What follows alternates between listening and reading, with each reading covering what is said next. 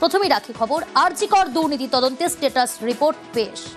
আরজি কর তদন্তে কলকাতা পুলিশের তৎকালীন সিপি বিনীত গোয়েলকে ক্লিনচিট।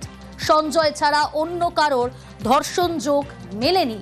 আরো ডিটেল জানাবো আপনাদের। অমিত রয়েছে আমার সঙ্গে। অমিত, এই স্ট্যাটাস রিপোর্টে আর কি কি তাহলে উল্লেখ করা হয়েছে?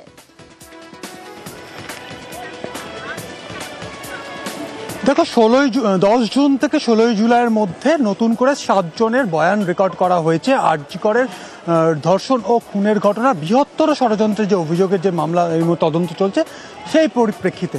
এবং আজকে যখন স্ট্যাটাস রিপোর্ট আদালতে জমা দেওয়া হয় সিবিআই তরফে, তারপর নির্যাতিতার পরিবারের তরফের আইনজীবী অমর্ত্য দে এবং ফিরোজ এডুলিয়ন সওয়াল করতে ওঠেন। তারা কিন্তু সরাসরি বিনীত গোয়েলের সঙ্গে সম্পত মিনা, যিনি হচ্ছে অ্যাডিশনাল ডিরেক্টর পদমর্যাদার অফিসার সিবিআই, তাদের সম্পর্ক নিয়ে তারা আদালতের সামনে তারা দৃষ্টি আকর্ষণ করে এবং কেন বিনীত গোয়েলের বিরুদ্ধে তদন্ত করা হচ্ছে না সেই বিষয়টি আদালতকে জানান নির্যাতিতার পক্ষের আইনজীবীরা। কার্যত সেই অভিযোগকে খণ্ডন করা হয় সিবিআই আইনজীবীর তরফে এবং সিবিআইয়ের তরফে যিনি আজকে স্পেশাল পিপি ছিলেন পার্থসারথী দত্ত, তিনি স্পষ্ট করেছেন আদালতের কাছে দুজন সিনিয়র অফিসার তারা ব্যাচমেট হতেই পারেন। ব্যাচমেট হওয়া মানেই যে তার বিরুদ্ধে তদন্ত করা হচ্ছে না, তিনি প্রভাব খাটাচ্ছেন, এমন কোনো তথ্য নেই।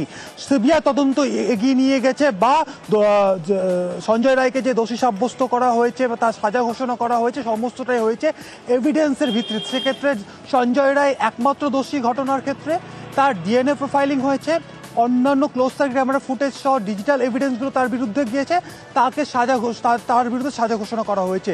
সেক্ষেত্রে বিনীত গোয়েলের বিরুদ্ধে যে অভিযোগ আনা হচ্ছে নির্যাতিতার পরিবারের অভিযোগ আইনজীবীদের তরফে, তা কার্যত খণ্ডন করে দেওয়া হয়। সেক্ষেত্রে যুক্তি হিসেবে সিবিআইয়ের তরফে আদালতে স্পষ্ট করে দেওয়া হয়েছে যে ক্লোজ সার্কিট ক্যামেরা ফুটেজের কথা বলা হচ্ছে, অর্থাৎ 32টি ক্লোজ সার্কিট ক্যামেরা ফুটেজ, এছাড়া বাইরের অর্থাৎ কলকাতা পুলিশের ট্রাফিকের যে ফুটেজ রয়েছে সেখানে সঞ্জয় রায়ের উপস্থিতি বা সঞ্জয় রায় যে সেদিন এসেছিলেন তার তথ্য প্রমাণ পাওয়া যাচ্ছে। ডিএনএ প্রোফাইলিং যে করা হয়েছে সেক্ষেত্রে শুধুমাত্র সঞ্জয় রায়ের ডিএনএ প্রোফাইল ম্যাচ করছে, তার বাইরে অন্য কারো ব্যক্তির অস্তিত্ব সেখানে নেই। অন্য 4 জন জুনিয়র চিকিৎসকের কথা বলা হচ্ছে যারা ওই নির্যাতিতার সাথে ডিনার করেছিলেন, তাদের কেন গ্রেপ্তার করা হলো না? সেক্ষেত্রে তাদের লাই ডিটেকশন টেস্ট করা হয়েছে, তাদের স্টেটমেন্ট রেকর্ড করা হয়েছে এবং ক্লোজ সার্কিট ক্যামেরা ফুটেজ অন্যান্য যে ডিজিটাল এভিডেন্স যে দেখা যাচ্ছে তাতে তাদেরও কোনো যোগসাজশের কোনো তথ্য কিন্তু উঠে আসছে না। সেক্ষেত্রে কার্যত তৎকালীন যিনি পুলিশ কমিশনার যিনি ছিলেন বিনীত গোয়েল, তাকে ক্লিন চিট দেওয়া হয়েছে আদালতে সিবিআইয়ের তরফে, এমন বলা যেতেই পারে। কারণ বিনীত গোয়েল এই ঘটনায় মানে নির্যাতিত পরিবার যে অভিযোগ করছে তার বিরুদ্ধে তদন্ত করলো না সিবিআই, কার্যত সেই অভিযোগ উড়িয়ে দেওয়া হলো সিবিআইয়ের তরফে। এবং কারণ হিসেবে বেশ কিছু তথ্য তারা আদালতে তুলে ধরেছেন। কাউকে গ্রেপ্তার করার ক্ষেত্রে তার বিরুদ্ধে তথ্য প্রমাণ প্রয়োজন হয়, এই ধরনের কোনো তথ্য প্রমাণ বিনীত গোয়েলের বিরুদ্ধে নেই, কার্যত আদালতে স্পষ্ট করে দেওয়া হয়েছে সিবিআইয়ের তরফে। বেশ,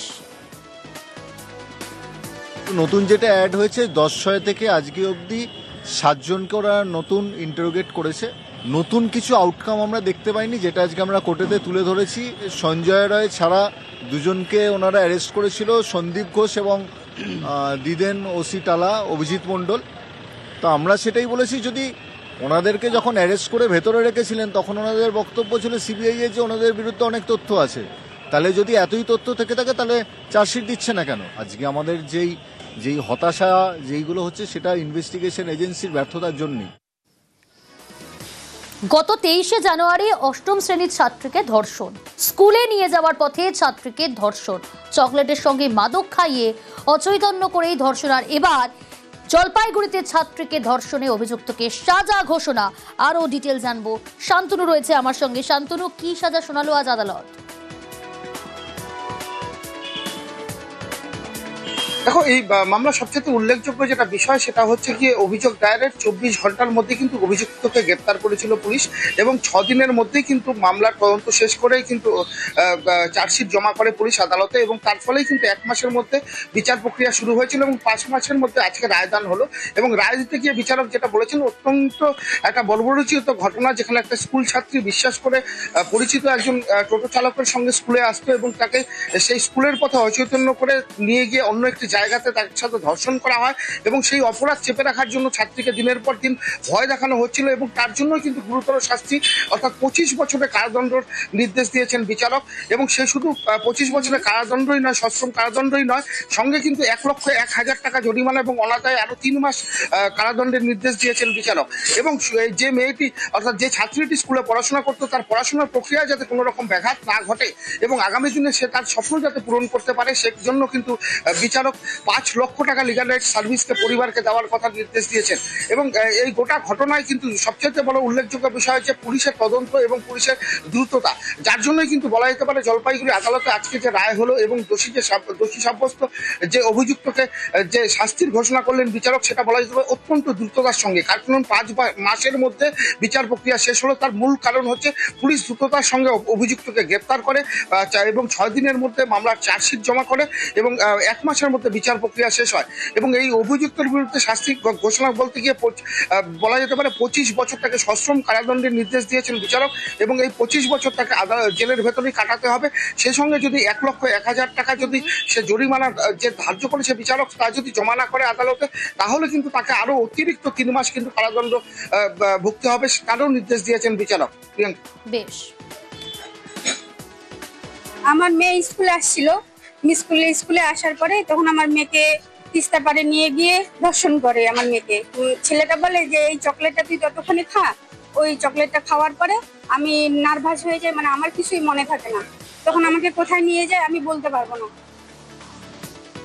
আজকে একটা পক্সো কেসে স্পেশাল জাজ পক্সো কোর্ট মাননীয় রিন্টু সুর একটা কেসের জাজমেন্ট দিয়েছেন। এটা মহামান্য আদালত আজকে এই আসামিকে 25 বছরের সশ্রম কারাদণ্ড, 1 লক্ষ টাকা জরিমানা, অনাদায়ে আরো 2 মাসের কারাদণ্ড এবং 351 বিএনএস এর জন্য 1,000 টাকা জরিমানা, অনাদায়ে আরো 1 মাসের কারাদণ্ড এবং ভিকটিমকে 5 লক্ষ টাকা কম্পেনসেশন দেওয়ার জন্য ডিস্ট্রিক্ট লিগ্যাল সার্ভিস অথরিটিকে অর্ডার করেছে। হাসনাবাদের দিকে নজর রাখি, সেখানেও ভয়ঙ্কর ঘটনা, চাঞ্চল্যকর। একই পরিবারের 2 নাবালিকাকে ধর্ষণের অভিযোগ প্রতিবেশী, এখানেও টোটো চালক অভিযুক্ত, তার বিরুদ্ধেই অভিযোগ তুলছে পরিবার। আর কি অভিযোগ পরিবারের, আরো ডিটেল আপনাদের জানাবো। জিয়াউল রয়েছে আবার সঙ্গে। জিয়াউল, পরিবারের তরফ থেকে নির্দিষ্টভাবে ঠিক কি অভিযোগ সামনে আনা হয়েছে? পুলিশ তদন্ত শুরু করেছে ইতিমধ্যে, পুলিশি তদন্তে আর কি তথ্য সামনে আসছে? দেখো, হাসনাবাদের রূপমারি গ্রাম পঞ্চায়েত এলাকায় সেখানে 2 নাবালিকা, অর্থাৎ তাদেরকে টোটো চাপাবে বললেন তাদের এক প্রতিবেশী, তাদেরকে সেই টোটোই তোলে। সেখান থেকে তোলার পর একটি নির্জন জায়গায়, একটি বাগানের মধ্যে সেখানে নিয়ে যায় এবং সেখানে তাদেরকে শারীরিক নির্যাতন করে, এমনটাই অভিযোগ তার পরিবারের।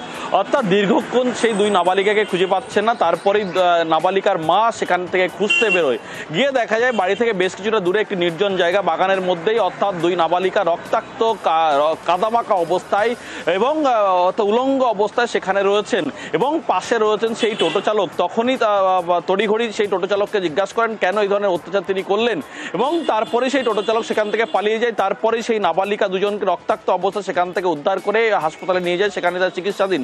ইতিমধ্যেই কিন্তু এই অভিযুক্ত টোটো চালকের বিরুদ্ধেই কিন্তু হাসনাবাদ থানায় লিখিত অভিযোগ দায়ের করেছে। তারপরে এলাকার মানুষজন কিন্তু ক্ষোভে ফেটে পড়ে এবং তারা একটাই অভিযোগ, যেভাবে টোটো চালক যে 2 নাবালিকা একই সঙ্গে এই ধরনের শারীরিক নির্যাতন করেছেন তাকে খোঁজার জন্য কিন্তু এলাকায় তন্ন করে, কিন্তু এলাকা ছাড়া এই টোটো চালক। ইতিমধ্যেই কিন্তু হাসনাবাদ থানায় লিখিত অভিযোগ দেয়, সেই অভিযোগের ভিত্তিতে এই টোটো চালককে সন্ধান পাওয়ার চেষ্টা করছে। ইতিমধ্যেই কিন্তু এই 2 নাবালিকার পরিবার কিন্তু থানা দ্বারস্থ হয়েছেন এবং 2 নাবালিকার মায়ের যেটা স্পষ্ট অভিযোগ যে তিনি যেভাবে এই দীর্ঘক্ষণ খোঁজাখুঁজির পরেই কিন্তু জঙ্গলের মতো দেখতে পায় এই 2 নাবালিকাকে এবং সেখানে তারা আত্মনাদ অর্থাৎ কান্নাকাটি করছিল এবং পাশেই ছিল এই টোটো চালক। ফলে এই টোটো চালক তাদেরকে শারীরিক নির্যাতন করেছে, এমনটা অভিযোগ ইতিমধ্যেই হাসনাবাদ থানায় লিখিত অভিযোগ দায়ের হয়েছে। বেশ, আমার মেয়ের সাথে রেপ হয়েছে, জঙ্গলে ডেকে নিয়ে গিয়ে দেখে ওরা দাঁড়িয়ে আছে, বয়স্ক মানুষরা ওইখানে গিয়ে দাঁড়িয়ে আছে পাশে। আমি ওকে জিজ্ঞেস করলাম, তখন ও বলছে আমি কিছুই করিনি, ও আমার শাস্তি চায়।